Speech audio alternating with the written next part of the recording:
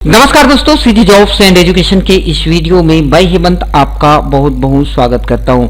दोस्तों, आज की इस वीडियो में हम बात करने वाले हैं कार्यालय जिला एवं सत्र न्यायाधीश राजनांदगांव छत्तीसगढ़ में 7/12/2021 को इसका नोटिफिकेशन आ गया है और यहां पर आवेदन पत्र प्रस्तुत करने की जो अंतिम तिथि है 30/12/2021 आप शाम को 5 बजे तक कर सकते हैं। इसका क्या क्या फॉर्मेट है और कितना पद निकल करके आया हुआ है, इस पर पूरी जानकारी आज की इस वीडियो में हम देने वाले हैं और इस वीडियो में आपको ये भी पता चल जाएगा कि इसके नियम और शर्त और भर्ती की प्रक्रिया किस प्रकार से होने वाली है। इसकी पूरी तमाम जानकारी आपको मिल जाएगा। इससे पहले कि आप मेरे YouTube चैनल पर पहली बार आए हैं तो इस चैनल को सब्सक्राइब जरूर कर लीजिए। ऐसी ही और नए नए वीडियो के लिए आपको इस चैनल के माध्यम से मिलता रहता है। अगर वीडियो अच्छा लगे तो वीडियो को लाइक करने के साथ साथ आप अपने दोस्तों को शेयर जरूर कर लीजिए। चलिए आज की इस वीडियो को यहाँ पर शुरू करते हैं। आप देखेंगे तो यहाँ पर आपको अंतिम तिथि दिखाई देने लगेगा 30/12/2021 को है, जो कि शाम को 5 बजे है। जिला एवं सत्र न्यायाधीश राजनांदगांव की स्थापना में निम्नानुसार स्टेनोग्राफर और अंग्रेजी स्टेनोग्राफर हिंदी, सहायक ग्रेड 3, क्लर्क स्टेनो के रिक्त पदों की सीधी भर्ती में पूर्ति हेतु भारतीय नागरिकों से निर्धारित प्रपत्र में आवेदन आमंत्रित किए गए हैं। यहाँ पर कहीं पर से भी आप छत्तीसगढ़ के मूल निवासी हो, ऐसा नहीं कि राजनांदगांव का स्थानीय भर्ती हो, ऐसा बिल्कुल भी नहीं। आप कहीं पर से भी हो, छत्तीसगढ़ से आप कहीं पर से भी हो, आप ये आवेदन आप जरूर से भर सकते हैं। इसके लिए कोई भी स्थानीय भर्ती का प्रावधान नहीं है।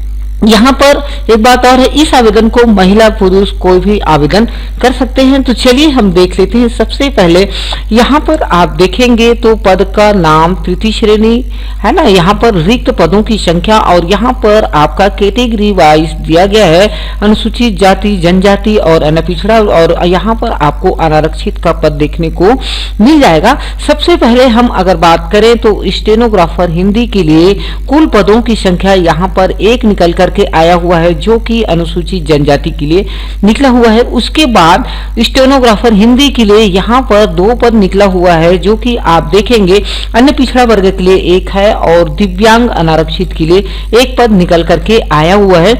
उसके बाद अच्छा खासा सहायक ग्रेड 3 के लिए 30 पद आया है, जहां पर आपको देख लीजिए रोस्टर के अनुसार इस प्रकार से आया हुआ है।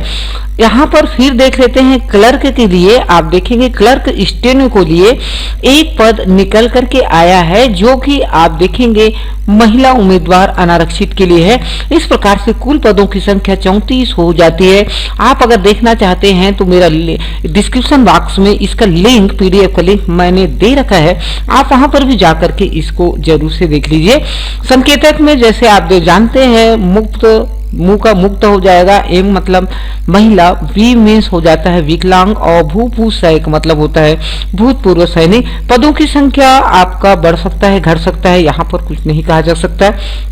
उसके बाद हम बात करते हैं कि भर्ती की पात्रता एवं शर्तें। तो स्टेनोग्राफर के लिए आप देखेंगे तो यहाँ पर आपको लेवल 7 पर इसका वेतनमान मिलने वाला है, जहाँ पर आपको 28,700 रुपये से 91,300 रुपये तक होने वाला है। और इसके लिए उम्र की बात करें तो आप जो है 40% अंकों के साथ स्नातक की होना चाहिए, 45% अंकों के साथ आपका स्नातक होना चाहिए। उसके बाद छत्तीसगढ़ या तो फिर मध्य प्रदेश के द्वारा शीघ्र लेखन या मुद्रा लेखन परीक्षा बोर्ड शासन के मान्यता प्राप्त किसी अन्य संस्था से प्राप्त यहाँ पर उत्तीर्ण होने का प्रमाण पत्र आपको लगाना होगा।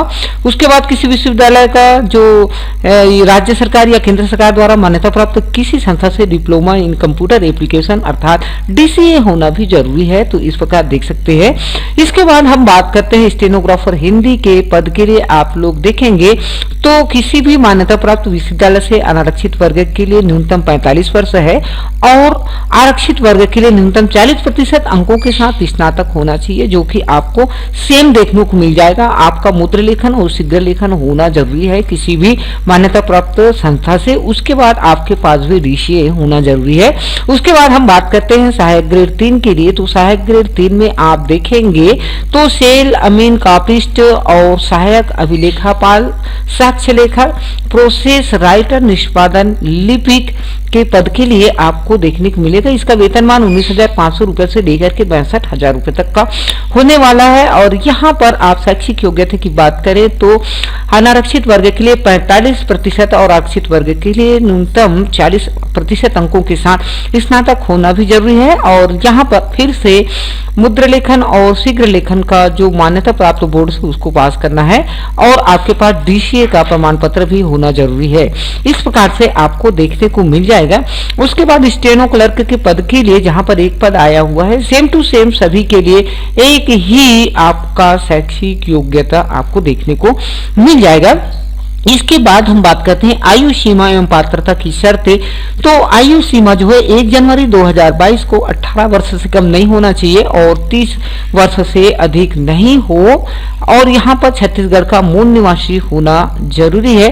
तो ये फॉर्म आप जरूर से अप्लाई कर लीजिए। अन्य शर्तें और भी यहाँ पर दिया गया है कि रोजगार कार्यालय में उनका जीवित पंजीयन होना चाहिए और कार्यरत शासकीय सेवकों को यहाँ पर छूट मिल सकता है और चयनित उम्मीदवारों को 3 वर्ष की परीक्षा अवधि रखा जाएगा। यहाँ पर जाति निवासियों प्रमाण पत्र जो है आपको दिखाना होगा, आवेदन के साथ प्रस्तुत करना होगा।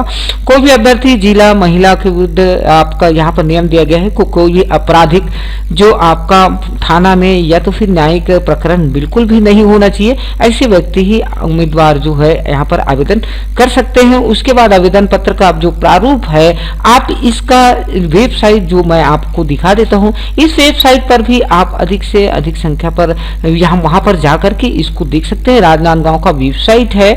उसके बाद चलिए हम बात करते हैं कौशल परीक्षण के लिए। तो यहाँ पर उम्मीदवार को 100 शब्द प्रति मिनट की गति से 2.5 मिनट तक का अंग्रेजी श्रुत लेख दिया जाएगा, आपको बोला जाएगा, उसके बाद आपको लिखते जाना है। निर्धारित समय 20 मिनट की सीमा में शुद्धता के साथ आपको कंप्यूटर में टाइप करने होंगे। उसके बाद आपको ये आपको देखने को मिल जाएगा। यहाँ पर आप एक बार से पढ़ लीजिए, पैराग्राफ हेडिंग जो भी है अच्छा सही तरीके से होना चाहिए। उसके बाद स्टेनोग्राफर हिंदी क्लर्क के लिए भी सेम ऐसे ही कौशल परीक्षण होता है। सहायक ग्रेड 3 के लिए भी आपको सेम टू सेम आपको देखने को मिल जाएगा।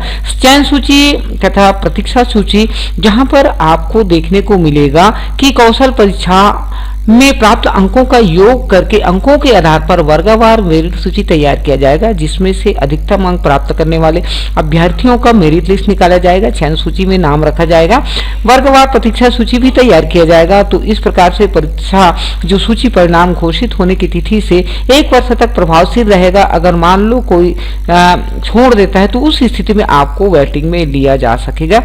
और यहाँ पर देख लीजिए महत्वपूर्ण निर्देश है, उसको भी आप लोग जरूर से पढ़ लीजिए। इसके बाद चलिए हम आवेदन पत्र के प्रारूप, मैंने डिस्क्रिप्शन बॉक्स में इसका लिंक दे रखा है, आप उसको भी इसी को ही आप अपना आवेदन पत्र बना सकते हैं, इसी को आप प्रिंट आउट करा सकते हैं। पेज नंबर 8 पर से है। तो यहाँ पर आप देख सकते हैं ये आवेदन पत्र बहुत ही आराम से आप लोग भर सकते हैं, इसको ज्यादा बताने की जरूरत नहीं है। तो ये रहा आपका निकला हुआ राजनांदगांव के सत्र न्यायाधीश में आपका स्टेनोग्राफर हिंदी और अंग्रेजी और सहायक ग्रेड 3 के लिए बहुत अच्छा खासा 34 पद निकल करके सामने आया हुआ है।